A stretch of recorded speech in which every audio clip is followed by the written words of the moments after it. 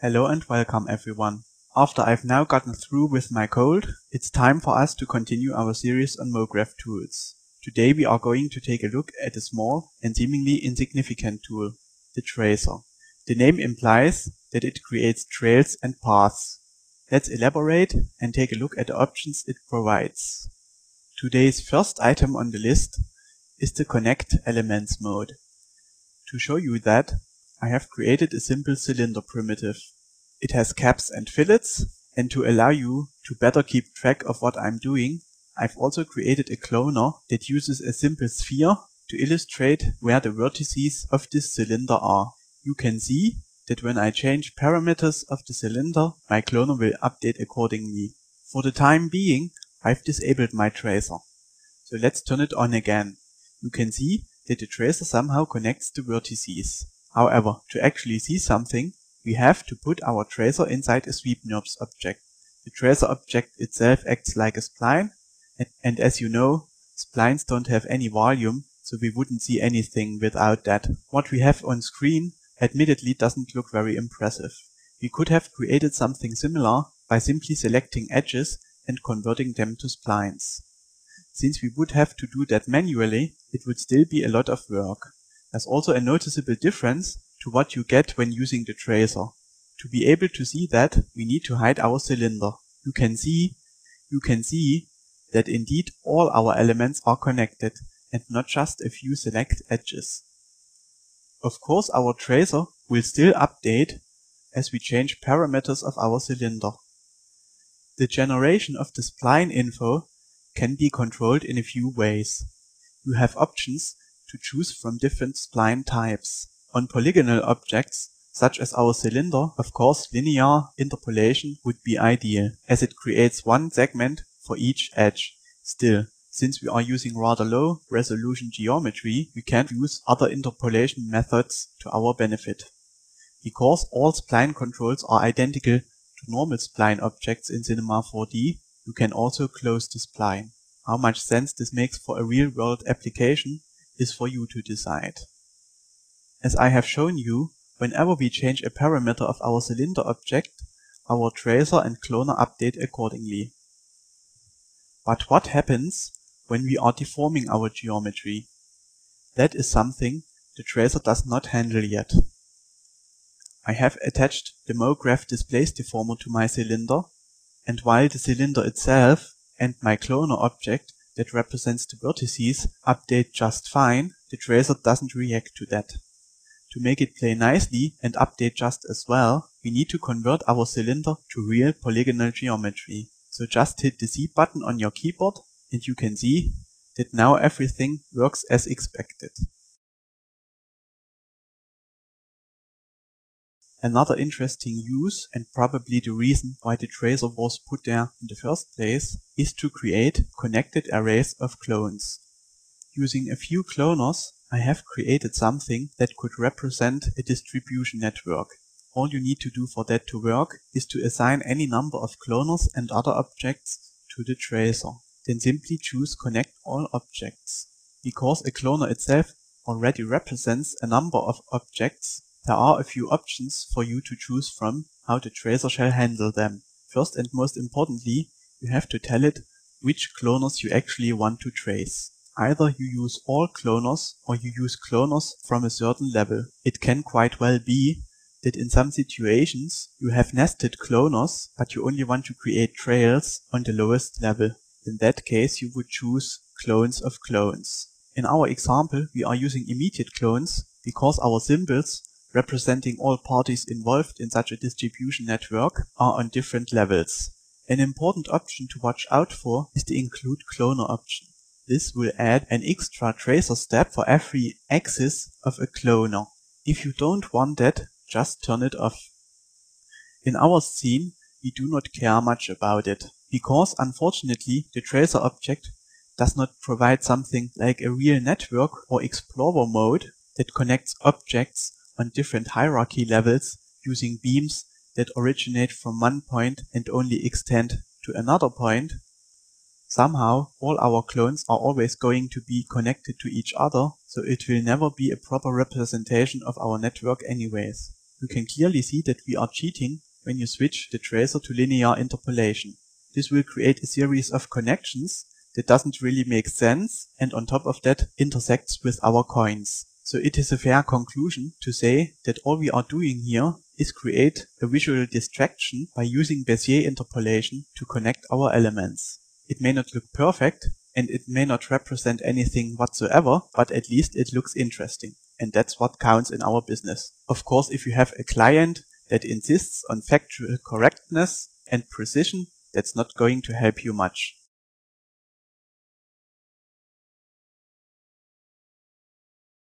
A more useful application of the tracer is of course when everything moves. To show you that, I have created yet another simple scene using two nested cloners. Both cloners are radial cloners, pretty much with the standard settings. Without any effectors applied, they create that kind of pattern. My effectors are doing two things. First, my random effector changes the initial positions of my clones. It also changes the internal weighting values used by MoGraph. On top of that, I have applied a time effector that will make my clones incrementally move outward. It will also affect the rotation. Because I have changed the weight in the previous step, the rotation will not be even. When you now scrub through the timeline, you can see our trails being formed. While we are here, let us take a short look at how to texture our trails. Depending on the situation, you will often want some fading of the trails. For that, you would of course use a gradient. In my scene, I also wanted to fade out the edges of the trails. So I used an additional Fresnel shader and combined it with my gradient in a layer texture. For our purposes, those textures go in the transparency and luminance channels. The cubes themselves get different colors based on a MoGraph color shader put inside a colorizer shader. To limit the color palette, I have just turned off interpolation of the gradient in the colorizer. When rendered, our scene looks something like that.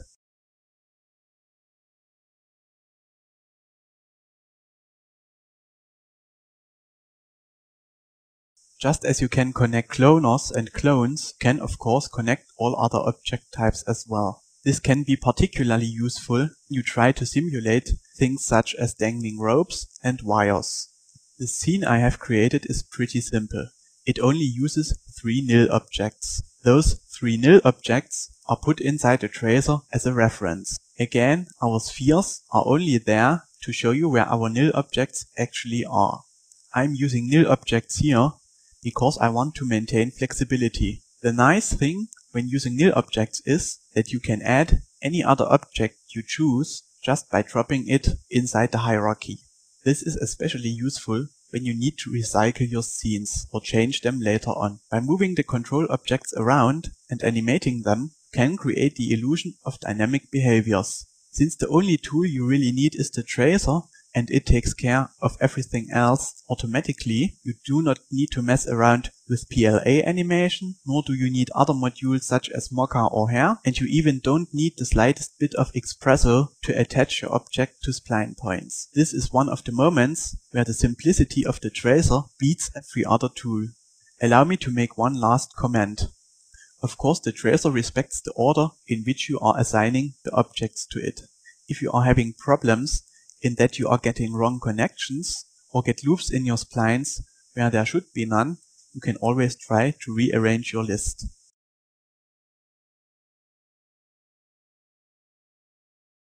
Lastly, let's take a look how the tracer works in combination with particle tools. This scene you are seeing is the one from the animation you can watch on the info page. Because at the time of doing this article I didn't have thinking particles, I have used the standard particle system that is still included with Cinema 4D. Naturally, I have created a series of emitters. In our scene, one for each color. At the moment, those emitters are still hidden inside the hierarchy, so let me first show you what forces affect them. I have used a simple gravity object along with some turbulence. To get the bouncing, I have placed a deflector object in my scene that acts as the floor. Let's see what is contained inside our hierarchy. As you may have come to expect by now, each of the elements is actually a sweep NURBS. Inside that we have the usual circle and the tracer. Instead of being tied to any object, this time the tracer follows the points of the emitter. To give a convincing illusion of ink drops splashing around, I of course did have to model such a drop. This can be easily done using a cone object with a fillet at the bottom. Because I also wanted to have a light halo whenever such a drop gets near the floor, I have grouped it with a light of according color. To make it easier for my computer to handle all this while working in the editor, I have turned off the visibility of the light, and I'm also using a display tag on my drop, so it is only shown as a bounding box. When we activate the emitter again, we can see our drops being spit out and bouncing around. That by itself already could look interesting enough for you, but of course we are talking about the tracer here, so let's activate it. You can now see the path of each individual particle. Turn on back the sweep knobs and it will get some volume and be renderable. When you enable the objects for the other particles and unhide them, you can see our entire scene. In our example, we are using of course the trace path option. Funnily enough, however, you can also use other options with particle objects. In most situations it will not be that terribly useful if you use connect elements or connect all objects, but who knows, there may just be that next job waiting for you. When using trace paths, an option for the sample steps becomes available.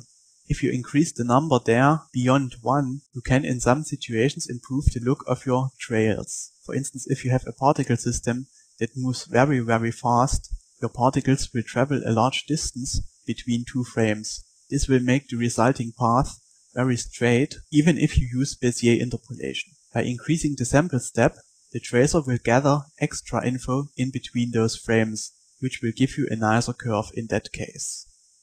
If you have long animation or long paths, having the tracer follow your objects all the time can slow down your system drastically, and it can also create a lot of unwanted intersections of the trails. You can limit the creation of the path. By choosing either start or end, the path will only be traced for the number of frames you specify. Because it is based on frames and not on absolute length, your trails can still become very long, so it may take a while until you find the right setting. Some interesting opportunities open up when you use the tracer in combination with the hair module. I have again created a simple radial cloner and animated a few parameters on it. The random effector will give us some variation in the radius and offset of the circles. When we enable the tracer, you can see a set of different spiral shapes being drawn. In order to use our tracer paths with hair, we need to convert them to real splines. So it's time again to hit the C button on your keyboard. Once we have our splines, we have different options for applying our hair. First and foremost, we can simply add hair. This will create guides perpendicular to our splines. It may be appropriate for some situations, but it's not what we want. So let's delete our hair object and try again. Instead of just adding hair, this time we are using the convert from spline option. This will give us guides that perfectly conform to the shape of our splines. For them to stay in shape, we need to turn off gravity on the forces tab. So far so good. If we were to render our hair, our result wouldn't look much different than if we were putting our tracer splines inside a normal sweep NURBS object. If you don't do anything to change the look of your hair, then of course there is no point to this and you wouldn't use it. However, the hair module has many tools that allow you to change the look. I will only show you some simple adjustments that can already do some interesting stuff. Because we do not want to work blindly, we need a way to get visual feedback. So under the Editor tab, we are setting our display mode to hair lines. This will draw the hairs as simple lines as they are used by the hair module when rendered. When I scrub the timeline, you can see that I already have some animation on my hair, but don't let that distract you. Let's focus on our adjustments. Though we need to change the look of our hair object, all our adjustments are done on the hair material. There's an entire army of settings you can use, and I have only enabled a few. Our animation is hidden in the Length tab. I have given my hair some pretty heavy variation in length, but I've also animated the absolute length parameter. This will make our hair effectively grow. To get some interesting twisting and jitter, I'm using the frizz and kink options. Depending on what values you use, your hair can look like a furball or like a set of ordered spiral shapes. Since you can animate all other parameters as well, This is a very simple way of creating complementary animation for background elements. So if you, for instance, are using 3D stroke in After Effects, but need some filling strokes in the background, you might wanna give this technique a try. There are of course even more possibilities if you use other functions of the hair tool, but that's another story entirely. Maybe I will be doing a tutorial on that in the future. One thing of note is that some of the tricks shown with the hair module work with other modules such as Sketch and Toon as well. It's quite possible to render your converted splines with Sketch and Toon and get some similar results. With that, I would like to close this article. So what? I'm not giving you a cheap rehash of the iPod Nano ads? Haha, you don't know me. Of course it's coming. It's just a few days away, so stay tuned and come back here.